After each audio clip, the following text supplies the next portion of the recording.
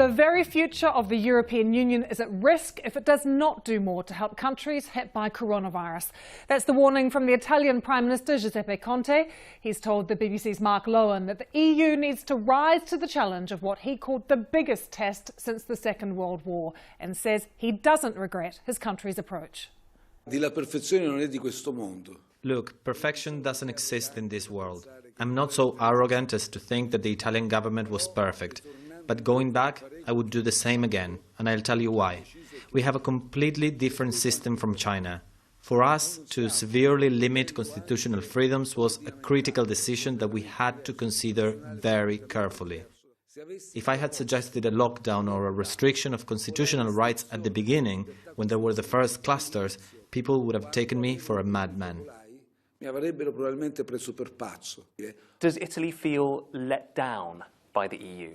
It's a big challenge to the existence of Europe and to the history of Europe. We're not just writing pages in the books of economics, we're writing pages in history books. This is a big appointment with history and we cannot miss it.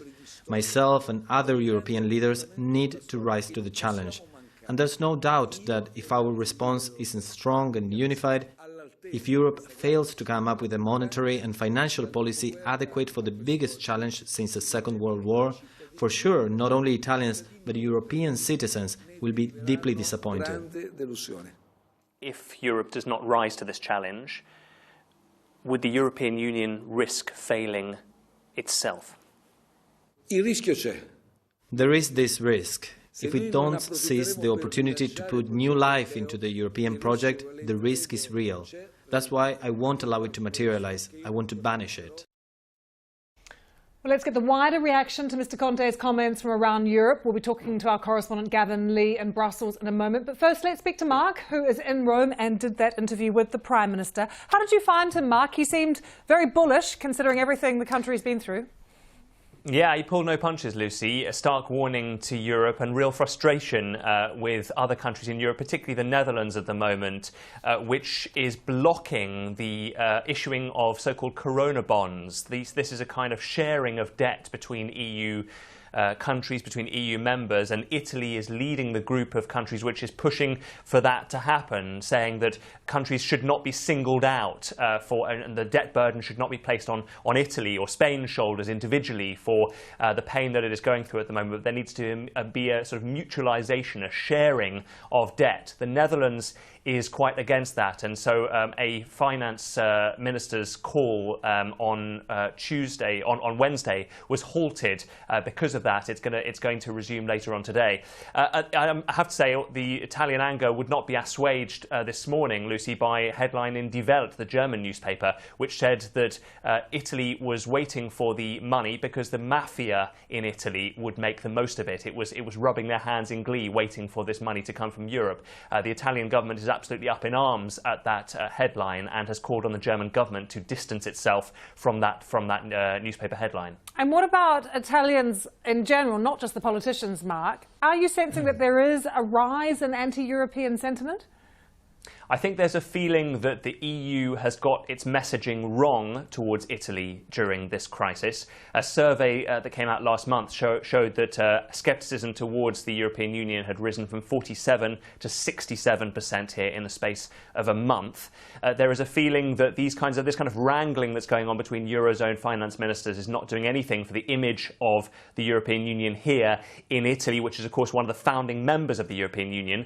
And in stark contrast, Lucy, you have countries like Russia, which are absolutely making the most of this for the public relations initiative that they always wanted. They sent planes loads of supplies and medics with the message "from Russia with love." When I put it to the Italian Prime Minister that perhaps the Russian aid came with strings attached, possibly pressure on Italy to do more to lift EU sanctions on Russia, he said that was a huge offence to put it in that way, and that Vladimir Putin, his friend, would never in a million years have put conditions attached to the Russian aid. But I think very, very clearly there is a feeling that while Russia, China, Cuba even have stepped in with concrete support to Italy, there is a feeling that the European Union is not doing enough for Rome, one of its founding members. Mark, thanks for that. Gavin, Mark's already singled out the Netherlands and their response to this idea of sharing the debt. What about other European countries? What's the feeling?